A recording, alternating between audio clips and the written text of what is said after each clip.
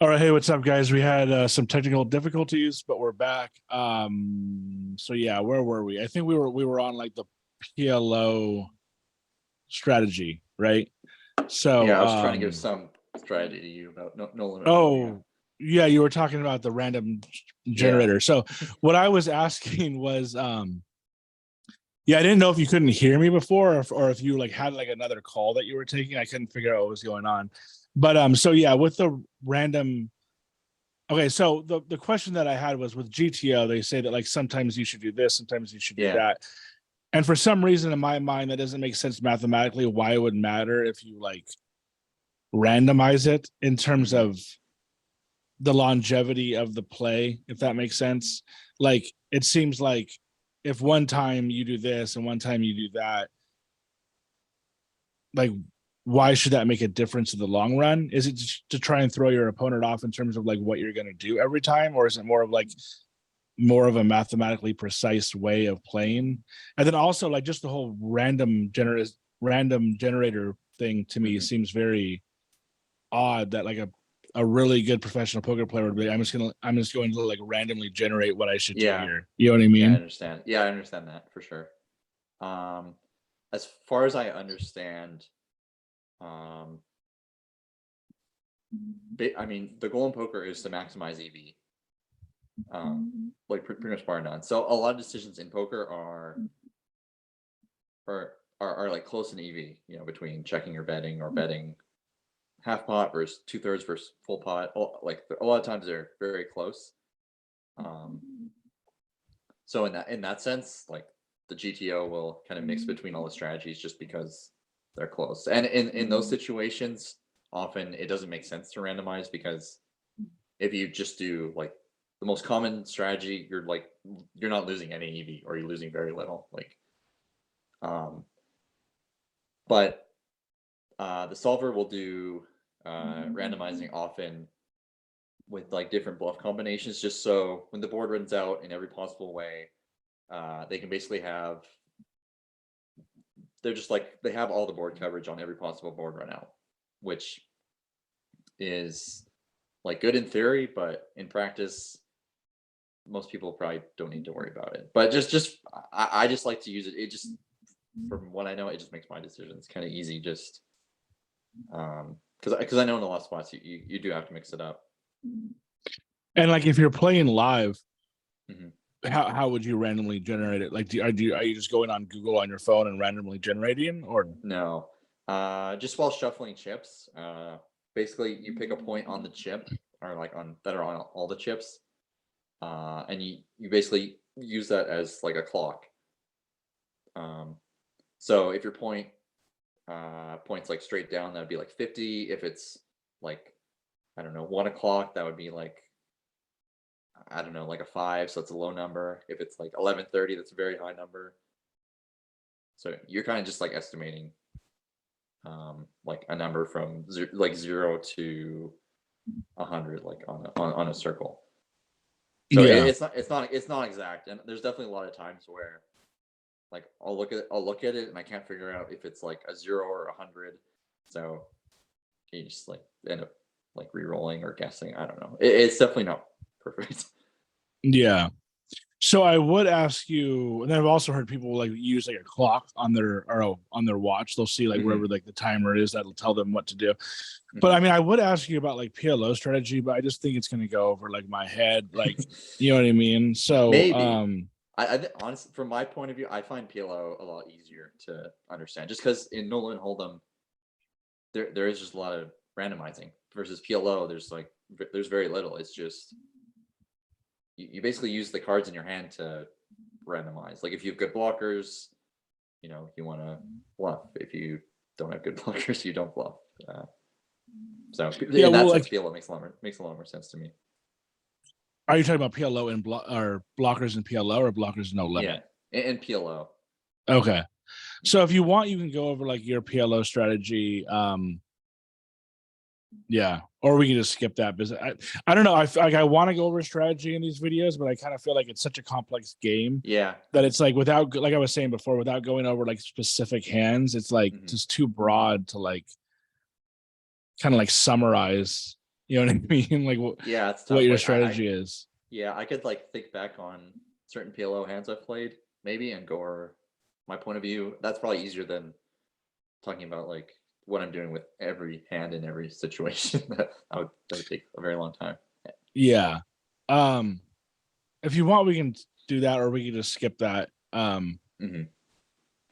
That's kind of up to you. Do you want to go over Yeah. some PLO hands or? Um, I don't know. I'm trying to think if I've played like any interesting hands lately. Um, I don't know. Honestly, I think the most interesting hands I've played have been like double board bomb pots because those aren't solved. But even then, I feel like you kind of just want to be nitty, just because most people don't know what they're doing, and if you just play tight, you'll just get money and good because people are getting it in way too wide. So in that Yeah. sense, I don't think they're that interesting. It seems, yeah, it seems like the name of the game is to like be nitty, kind of, especially especially if you're playing with like people who are like really overly aggressive or like Yeah, overly a lot splashy. of times, yeah. Which in that sense it can be boring. Like especially playing like nine-handed PLO can be kind of boring because like under the gun you can only play like 6% of hands in theory, which is not very fun. Yeah, and then that's the problem that I have with live poker is like you have to sit there for hours to get a hand. And Hmm. I want, so yeah, I feel like I said before, I feel like I could beat live, but I don't think that I could. I mean, I probably could beat online depending on the game, like those app games. Have you played those Hmm. app games at all? Those like private games? No, I have not. They definitely seem very good from what I've heard, but there's also probably cheating going on in a lot of them. But I think the games are so good that most people don't care. So, Yeah, but no, I've not tried them. No. I know a lot of people are skeptical on them, and I was too when I first Mhm. started. But like, I will tell you firsthand, those games are fucking soft, man. Like, Yeah, and it's I like would assume even so. if Yeah. you're a little worried, like first of all, if you want to try and get into them, you have to try and obviously find like a good um Like host or group, whatever. or Yeah. yeah, like host a Hmm. group, or ideally somebody but I mean, most every single time I played, like I said, my friend who's a doctor played, he got paid out every time. I got paid out every time. Hmm. I think most of the time those guys want to keep their game going every night. They don't want to like be cheating people. There obviously are the random ones, and there's obviously cheaters, but then isn't there also probably cheaters in Poker Stars and Ignition and everything else, Hmm. Bodog. So that actually was the next question that I wanted to ask you is how do you feel about the game going forward with cheating and now AI and like Chat GPT and all that kind of stuff? What are your thoughts on that type of stuff? And it's like, you know, like I've even heard like the theory like if everybody else is cheating, other people are cheating. It's almost to a point now where it's like you kind of almost have to be cheating yourself, not like cheating like literal cheating, but kind of like you have to have the. I know heads up display isn't cheating, but like stuff like that, Hmm. you have to like have the charts up. And so yeah, The what are real your time thoughts on? assistance. Yeah. Yeah. What do you think about all that kind of stuff and the way the game's going? Yeah.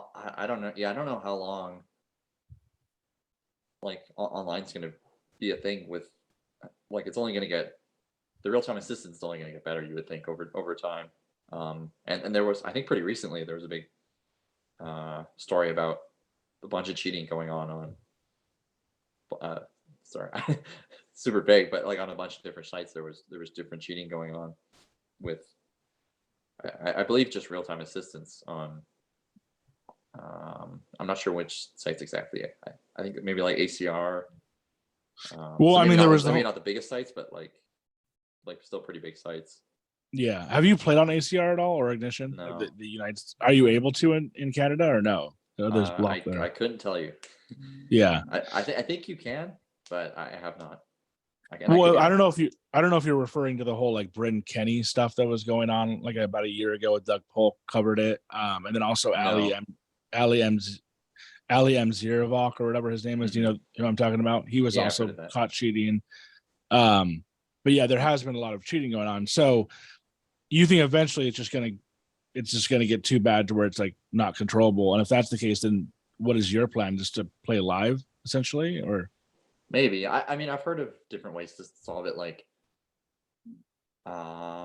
you have to screen share whenever you play online, or you need a webcam whenever you play with like I think this has come up in online chess, I think, before too, where if you're playing chess online, you need maybe even multiple webcams. One of like your hands, one of like the whole area around you, just to make sure you have no assistance going on. So online poker might get to a point where stuff like that might have to happen for you to play. It seems like it would be very hard to kind of like control that Yeah. though, like to have multiple webcams Yeah. on every single player playing. Mhm. Yeah, but I mean, if it gets, I mean, do you do any type of like when you're playing, do you have like heads up display, like so you know what the other people are doing or how they're playing or whatever? Or do you have like pre-flop charts or any type of assistance, or no? Are you just kind of like going off the dome? No, I haven't used heads up display in. I did like years ago when I played online, like when I played on Start, probably like 7 or 8 years ago, when it was pretty common to use heads up displays, but not recently. I'll use like really basic stuff if I'm playing like an online tournament. I'll have like a push fold chart on the side, but I think that's allowed as far as I know. And that's Yeah, just because I'm not very good at tournaments, but there's like a pretty good one I play every Sunday. Um, yeah. but Well, that's about it. yeah. I mean, supposedly like the heads up display isn't cheating and the charts aren't Mhm. cheating. Like when Doug Polk played Negreanu, Polk had like the um the charts up or whatever, and Mhm. so I mean, yeah. But what are your thoughts on like Doug Polk? Do you think he's as good as he claims, or everybody claims that he's like the best, or he was the best heads up player? I don't know if he ever was the best. I mean, he's definitely one of the best heads up no limit players. I don't know, what, 6 or 7 years ago, something like that. Yeah, Um, Today he's almost certainly not. I don't think he would say he was. Um, yeah, but I mean, he's definitely very good, like top 1% for sure. yeah. So yeah, who are some of the other guys that you look up to, or like you maybe watch to learn from, um, or you just find interesting in like watching play because they talk shit or whatever, Sure. Um, well, like I've said before, like I'm like a huge Phil Galfond fan, and I've Yeah, watched his videos for years. And he obviously made Run It Once. I don't know, 7 years ago or 8 years ago, something like that. So the pros on there, I like their videos too. Ben Solsky, um, Jason Kuhn, James Obst. Um, really like all their videos. Um, and in terms of just like favorite players for watching, I love Jungle Man. Not only is he like one of the best players of all time, he's also hilarious to watch. Um, yeah, and definitely, uh, especially on like Hustler, Alan Keating is uh, definitely fun to watch. very, very fun to watch. Hmm. That guy is just absolutely nuts. I think I actually heard Art, the guy we were talking about before, because I actually like Art Papazian or whatever his name is. Hmm. I heard him, Nick Vertucci, obviously the Hmm. owner of HCL. He was on his podcast and they were talking, I think it was him, they were talking about Alan Keating, and he's like, what do you think of him in general? And he's like, well, I definitely think he's a winning poker player. So it's like, do you think that there's like some sort of strategy behind what he's doing? Like he's kind of coming off as a maniac, but in reality, he kind of maybe knows like what he's doing, like Right. in the long But run. yeah, that definitely could be possible. I know. I mean, lots of players play different when the cameras are on versus off, just because they want to appear, I don't know, crazy, or they don't want people to think they're a huge net. Um, but I know I don't think anyone thinks Alan's the net, so he's doing a pretty good job if that's what he's going for. Yeah. And then also, like, how do you think a lot of these guys have so much money? Because like sometimes when you watch Nick Airball or Alan Keating or whoever, they have like $500,000 to $1 million on the table, and it's like Hmm. they don't appear to be winning. So like, do we know how a lot of these HCL guys have their money, or is it kind of like a secret, or like? Yeah, I have no idea. um, Yeah, yeah, like from my point of view, especially like first time I was in Calgary, and there was like a 5100 PLO game going on, and I was thinking like, man, if I would have played 5100 PLO, like that's like a $10,000 buy-in, or because it's live, you probably want more like 15 or $20,000. And you probably want like for PLO, you probably want at least 30 buy-ins. Like, so do these guys really have like 600,000 to $1 million like to play poker with? I'm guessing most of them probably don't. So I don't know. I'm guessing some of them are probably just rich. Some of them probably just degenerates who like to gamble. Yeah, I don't know. Yeah, I don't know. I'm guessing most of them probably aren't following proper bankroll management. Yeah, I couldn't imagine it like being underrolled for that, those Yeah. kinds of spots and like losing Mhm. like half your net worth or whatever. It's just insane. Mhm. But yeah, do you do any type of like Bitcoin investing or anything like that? Um, Crypto stuff? not for a while. Like years, like in 2016, I had a friend tell me to buy Bitcoin when it was like $500, and I made like a little bit off that, but like nothing crazy. I'm sure I know a lot of poker players though have like done really well on Bitcoin, just because Yeah. like back in the day, Bitcoin was like a really useful tool for poker players, like just transferring money between person to person and from different sites, stuff like that. So I'm sure lots of them just held on to it. Yeah. And then what are your thoughts on Garrett Adelstein? Like, he's the type of guy who he's really good and he wins a ton of Mhm. money, but he's also plays really crazy at times too. He'll make moves that are just like totally crazy. What do you think about him? Like, do you think, I mean, there's obviously like a method to his madness, right? But what kind of stuff do you think is going on with him? Like, do you think he's just like really good at reading people, or like when he makes these crazy plays, or like? No, I think he's just. I think he's obviously quite good, especially at very deep live no limit games. He's been doing that for a very long time. Um, yeah, in terms of like his crazy play, yeah, I don't know. I think he just has a lot of experience playing in these games versus he might have more experience than like almost anyone at these really deep live games, the limit games. He's been in there for I don't know over 10 years probably. Yeah, for sure. And then for someone like me who, like I said before, I think that I could win on live, but I just don't really have the time to go play live as I have a girlfriend and full-time job and everything. But I Mhm. really want to get to the point where I'm like making money online, even if it's not a lot. I just want to be a winning player online. What are some pieces of it? And I live in the United States, so I can't play on Poker Stars or any Yeah. of the legit ones. What are some pieces of advice that you would give to me or anybody else to just to make some extra money basically playing poker? Man, I mean, there's a lot of good free resources out now, like on YouTube, for no limit hold'em strategy.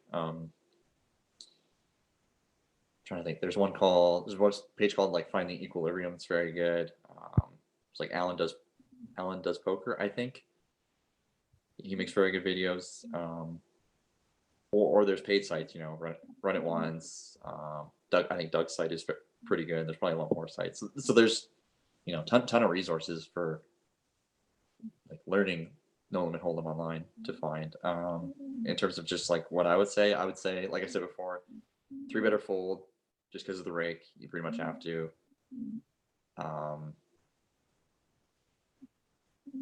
Yeah, and then other than that, I don't know. I'm probably not the best person to ask about no limit hold'em strategy, but if you just play pretty tight and three better fold, like you're probably already beating 90% of the players online. So Yeah. I don't know. I just find a lot of the players online to actually be good. And I was on this like random Discord server one time with these poker players, and I was saying like, I just play like super tight, like Phil Hellmuth or whatever, his old strategy. And they're like basically just like, you can't play like that like anymore. Like you can't just play like tight and like wait for someone just to like bluff off their money to you online. I don't know how it could be different in Canada, but basically they were saying like you really have to like know your shit now. It seems to be probably that a lot way more. on Yeah. what's up. Oh, probably there's probably a lot of truth to that. Yeah, you can't. Yeah. But I Get mean, that so many ways. I play like just tight, aggressive, and kind of like somewhat of an old school style. I don't really know too much about the whole like range betting stuff and the GTO stuff. Mhm. And I don't know. I feel like it hasn't worked for me. It seems like you kind of have to be like a little bit more knowledgeable, but I don't know. But anyways, yeah. So lastly, to wrap it up here, I don't know, like once again, I asked you before if there was any questions through the AMA thing, or if there's anything that you want to go over that we haven't covered. No, I don't think so. I think pretty much everything in the AMA I kind of went over in this. You know, they asked about like what was my strategy for the show, and what was it like being on the show. Just kind of general questions. Yeah, I think we went over most of that. Yeah. So yeah, so lastly I'll ask, and you've kind of already like you just kind of like already went over this, but I always ask the you know, the guests, like, are there any podcasts, music, movies, TV shows that you're currently into? I know like music, movies, and TV shows are like way off the topic, but I'm just like kind of interested in, you know, finding new entertainment out there. But then also for the podcast, maybe good poker podcasts that you can like learn from, kind of like you've already mentioned, but or Oh, okay. anything. It could be, yeah, it could be poker related or anything. Or even if there's anything that you want to promote yourself. I don't know if you have anything going on, but No, outside not of the really. poker thing. Yeah. But yeah. The only poker content I watch is like Run It Once videos. That's about it. Or those YouTube channels I mentioned that they put out good stuff. And Ben Solsky stuff, right? I don't think I've ever watched Ben Mhm. Solsky YouTube videos, but I'll check those out. Oh, I think it's just on Run It Once mostly. Oh, okay. So he has Run It Once videos. Okay. Yeah, I think there is one Ben Solsky video you can watch on Run It Once for free. Just to give you like a probably decent idea of what the videos are like. Yeah. But I remember the first time I watched the Ben Solsky video, I had like no idea what was going on. So they're I don't know. He's very good at Nolan Holman. Would you say he's like one of the best? Yeah, definitely. Especially he doesn't play a ton like these days, I think, but like 5 to 10 years ago, definitely was like one of the best. Yeah. And then what about just any other random podcast, movies, TV shows, music that you're into? Been watching The Last of Us. It's pretty good. Have you been watching? Yeah, me and my girlfriend have been watching it. Yeah. Yeah, it's pretty good. Yeah, I can't really think of anything else. The only podcast I watch is Mega 64 podcast, if you know who they are. What was that? That's about it. The Mega 64 podcast. Mega 64? Yeah, they've been on YouTube for like almost 20 years making videos and podcasts and stuff. What kind of content is that? Like lately it's mostly just podcasts, but back in the day it was like a mixture of like the Tom Green Show and Jackass, but they did like video game stuff. So so like they ran around outside of like a Target dressed in like a Tetris block back in like 2005 and put it on YouTube. Is that like Canada type stuff? No, Canada they're from show or? San Diego. Oh, okay. That's kind of near me. Yeah. Yeah. Yeah, that's probably about it though. So what about your area? It's probably beautiful up there right now, right? Like you probably have a lot of snow and stuff, right? Yeah, it's quite cold up here for sure. Sorry, my iPad's just about to die. I just gotta plug it in. Oh, no problem. We can end it soon. Sure. If it's gonna die like soon, we can just end it. Sure. All right. Cool. Well, thanks for coming on, Ben. Yeah, no problem. It was great talking to you, and maybe I can like watch you play sometime. I'd be interested in seeing some of your or maybe I'll see you again in Hustler Casino. Oh, I hope so. Yeah. All right. Thanks for coming on. Cool. Yeah. Thanks for having me. That was a ton of fun. Yep. Bye. Okay. See ya.